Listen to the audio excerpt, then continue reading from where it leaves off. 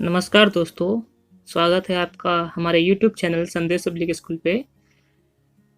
दोस्तों, अपने टॉपिक की शुरुआत करने से पहले हम एक प्रेरणादायक थॉट पर बात करेंगे।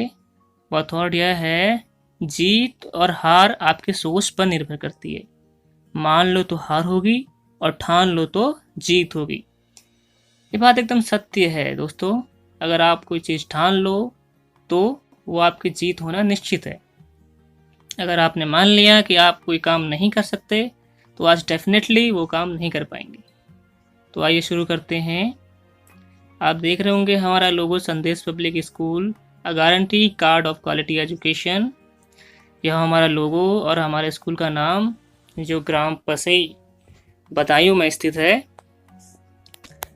दोस्तों, बात करें एजुकेशन की तो एजुकेशन हर इंस्टीट्यूट प्रोवाइड करवा रहा है, लेकिन उसमें क्वालिटी किस हद तक है इस बात का कहना मुश्किल है। क्वालिटी दिखती है बच्चों पे, बच्चे कितना ग्रोथ कर रहे हैं, कितना लर्न कर रहे हैं। बेसिक एजुकेशन, जिस क्लास में बच्चा है उस क्लास का उसे कितना नॉलेज है, कितना वो गेन कर रहा है, कौन कौन सी एक्टिविटी में वो पार्टिसिपेट हो रहा है, उसका ऑल ओवर डेवलपमेंट हो रहा है या नहीं हो रहा है, ये डिपेंड करता है स्कूल की क्वालिटी पर। स्कूल किस स्टैंडर्ड का है ये उस बच्चे के द्वारा शो होता है। चलिए शुरू करते हैं आज का टॉपिक।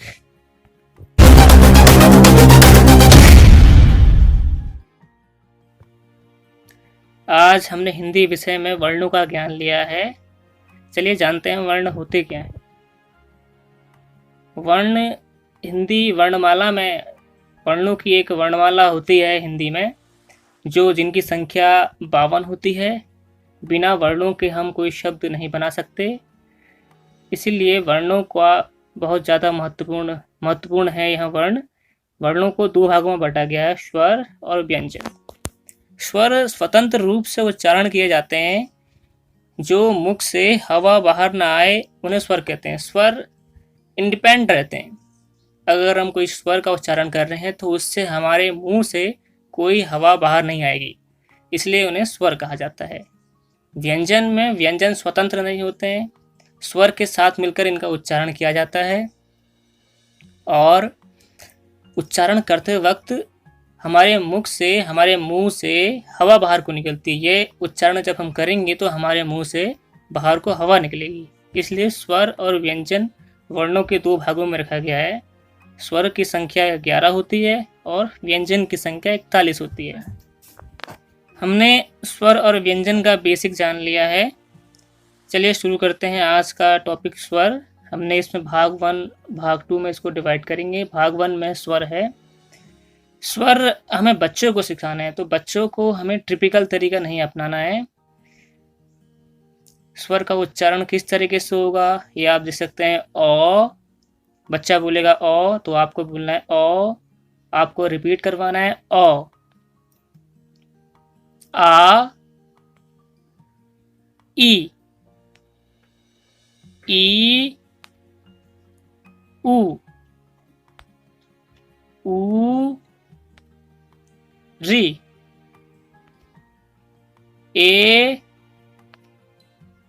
आई, ओ, औ, अंग, अह। इस तरीके से ये उच्चारण करते हुए हमें बच्चों को इसका उच्चारण करवाना है।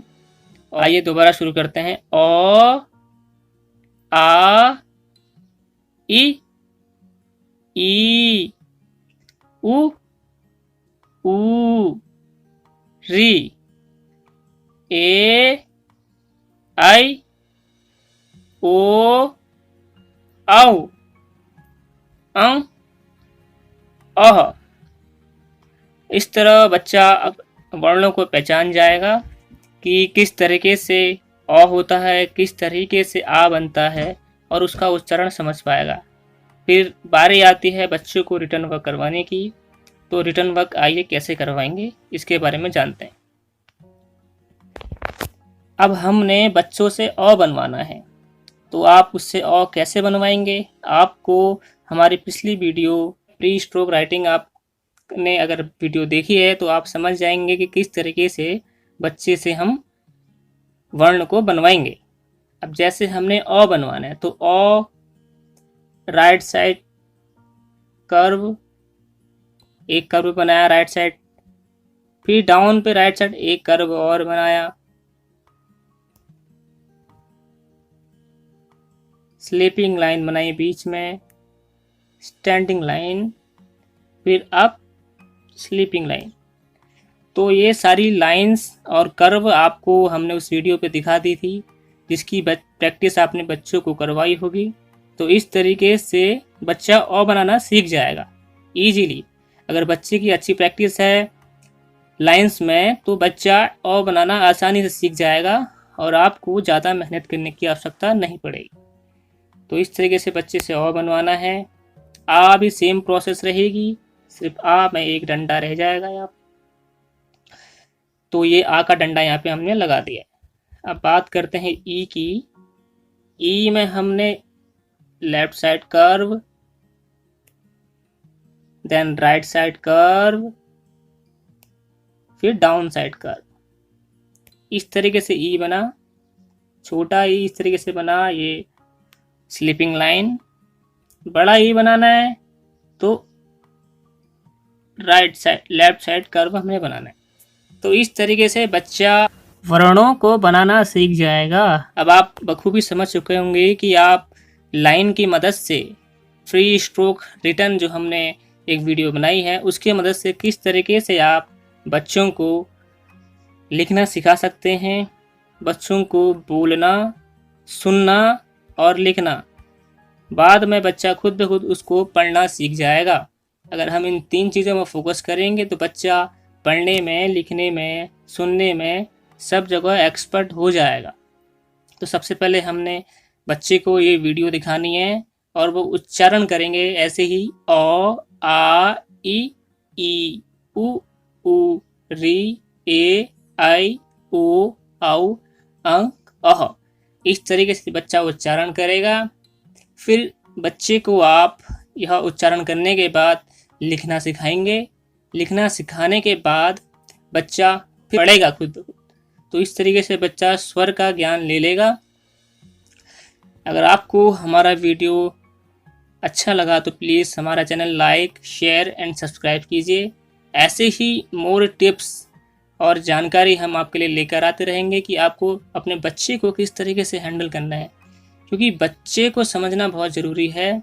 बड़े तो हमारी बात समझ जाते हैं लेकिन बच्चे समझ नहीं पाते हैं, हमें बच्चे को समझना पड़ता है।